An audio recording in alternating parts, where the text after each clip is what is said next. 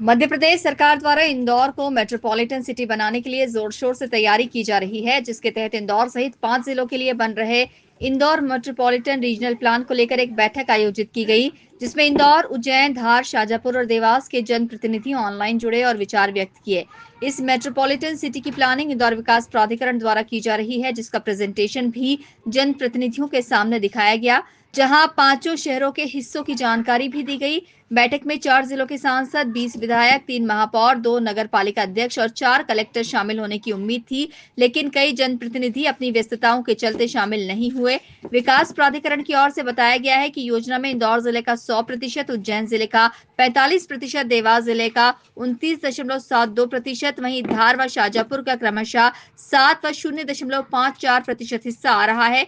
इस बैठक के बारे में जानकारी देते हुए इंदौर सांसद शंकर ललवानी ने बताया कि प्रदेश सरकार द्वारा इंदौर, उज्जैन, देवास, धार और शाजापुर को मिलाकर जो मेट्रोपॉलिटन सिटी बनाई जा रही है, उस पर विभिन्न मुद्दों पर चर्चा की गई है, जहां इंडस्ट्रियल एरिया के लिए अलग से समिति तैयार करने पर चर्चा की गई है। इंदौर उज्जैन मेट्रोपॉलिटन अथॉरिटी को लेकर प्रारंभिक बैठक हुई है और प्रशासन द्वारा प्रस्तावित जो क्षेत्र है उसको लेके इंदौर, उज्जैन, देवास, शाजापुर, धार इनके सब जनप्रतिनिधियों और अधिकारियों के साथ उन्होंने साझा किया है।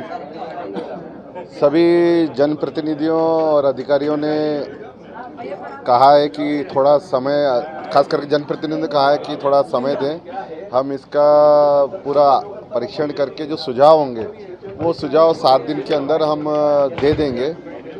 और इसमें ये भी बात आई कि संविधान के अनुरूप इस मेट्रोपॉलिटन अथॉरिटी का निर्माण हो, उसको भी ध्यान में रखते हुए। और एक दूसरा विषय यह है कि बेसिकली ये जो इंडस्ट्रियल ग्रोथ को लेके जो मेट्रोपॉलिटन अथॉरिटी बनाई गई उसको होलिस्टिक बनाया जाए। मैं माननीय मुख्यमंत्री जी का धन्यवाद देना चाहता हूं कि इन्होंने इंदौर, उज्जैन मेट्रोपॉलिटन अथॉरिटी के लिए जो प्रयास आदेश दिए उसके अंतर्गत हम कर रहे हैं और ये तेज़ी से होना भी चाहिए, बहुत समय की आवश्यकता भी है। मुझे लगता है शीघ्र ही हम इसमें सप्ताह भर में सुझाव वो देंगे और वो सरकार के पास जाएंगे और सरकार उसमें निर्णय लेगी। हम चाहते हैं जल्दी जल्दी इंदौर, उज्जैन मेट्रोपॉलिटन अथॉरिटी बनना चाहिए। मेट्रोपॉलिटन शहर बनाने का सपना हम देख रहे थे और वो तेज़ गति से आगे बढ़ रहा है। उसके आगे बढ़ने में आज प्राथमिक बैठक हुई है। जिन जिन क्षेत्रों को मिलाने की बात थी वहाँ के सब जनप्रतिनिधि यहाँ उपस्थित थे। अब इसमें 2 विषय हैं। यदि स्टेट इसको इनिशिएटिव करता है और अपनी मेट्रोपॉलिटन अथॉरिटी बनाता है इंडस्ट्रियल टूरिज़्म के डेवलपमेंट की दृष्टि से, तो स्टेट उसको कानून बना के कमेटी बनेगी जो इसको लीड करेगी, उसकी प्लानिंग करेगी और उसको गवर्न भी करेगी। एक मैंने अपनी तरफ से सुझाव दिया है कि चूंकि मेट्रोपॉलिटन एरिया संविधान में परिभाषित है और संविधान में परिभाषित मेट्रोपॉलिटन एरिया यदि बनता है तो भारत सरकार, फाइनेंस कमीशन की ग्रांट और वो सब भी मिलने में हमको सुविधाएं रहेंगी। मेट्रोपॉलिटन एरिया बनने का सबसे बड़ा लाभ जो मुझे लगता है डेवलपमेंट के साथ साथ ग्रांट और फंडिंग भी है। तो उसका प्रावधान तो संविधान में दिया ही है कि वो मेट्रोपॉलिटन एरिया की प्लानिंग की एक कमेटी होगी, फिर प्लानिंग करने के बाद वो बनेगी और बनने के बाद वो चलेगी कैसे, इसका पूरा सिस्टम संविधान में है। तो मध्य प्रदेश के और इंदौर के हित में जो निर्णय माननीय मुख्यमंत्री जी लेंगे वो एक अलग विषय है, पर ये करने की 2 ही प्रक्रियाएं हैं।